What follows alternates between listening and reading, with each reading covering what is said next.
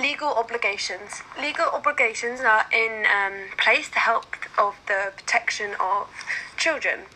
All coaches must be DBS, which was previously known as CRB checked,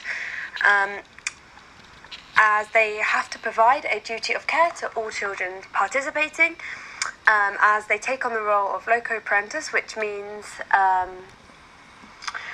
within reason they take on the role of the parent for vulnerable people who can't necessarily take care of themselves, for this case children.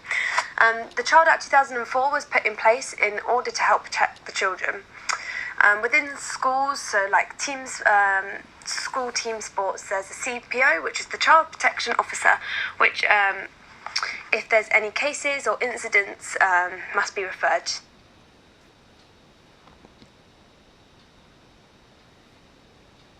to them. There are 5 types of abuse: emotional, physical, sexual, verbal and neglect. There can be many signs and symptoms of these taking place, and if they are being taken place of, coaches have to know what procedures in place to help protect the children. Legal obligations vary depending on the type of sport being participated. So contact sports versus non-contact sports. For example, gymnastics versus running. In sports such as gymnastics, there's quite a lot of contact in order to keep the participants safe and to help them to develop new skills. Whereas sports such as running, there's less physical contact and it's more about demonstration.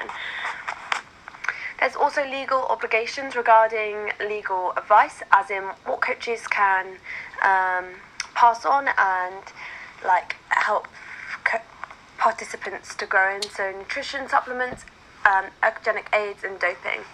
In addition, there's many legal requirements for transport and insurance, and this varies on the risk factor of the sports, with like risk assessments all taken into account. The higher the risk of the sport, as in so like climbing or skiing, the greater level of insurance and legal requirements are needed.